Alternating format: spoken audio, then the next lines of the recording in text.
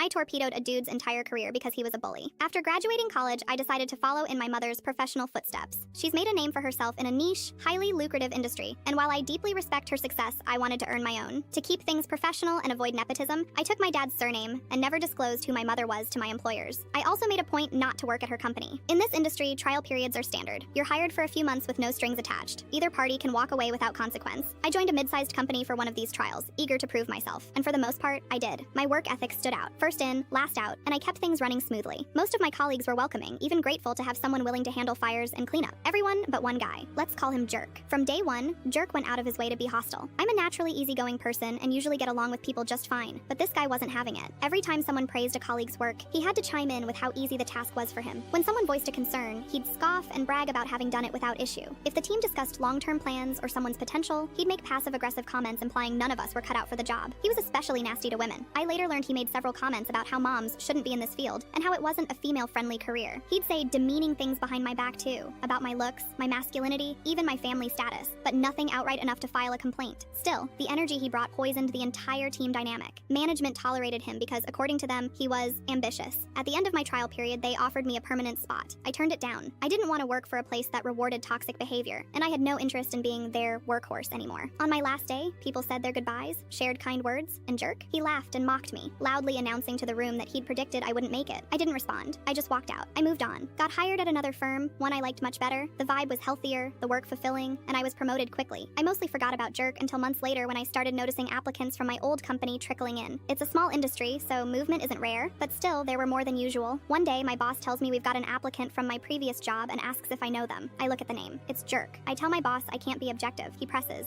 since I'm usually generous in my opinions. So, I level with him. I tell him about the bullying, the way Jerk demoralized team members, especially women, and how he soured the whole environment. My boss listens, thanks me for my honesty, and doesn't hire him. I think that's the end of it. Until dinner with my mom a week later. She casually asks if I knew someone named Jerk from my trial job. Turns out, he'd applied to her company too. I hadn't even mentioned his name to her, but she'd already heard of the behavior I described from when I vented after quitting that job. Once she knew it was him, his application went straight into the trash. A few more weeks pass, and we end up hiring a woman who left Jerk's company. She quickly figures out we have a connection, and over lunch one day, tells me the full story. After I left, Jerk got promoted, and that's when people really started leaving. His promotion drove out talent. Management started investigating. Why were so many good workers leaving after their trials? Why weren't strong applicants accepting permanent roles? It all led back to Jerk. They had to sit down with him, tried to coach him, but apparently he wasn't open to change. He got fired. That's when he applied to my firm and my mother's. When neither bit, he tried a couple more companies in the area, but word travels fast in a small field. Last I heard, he's no longer working in the industry at all.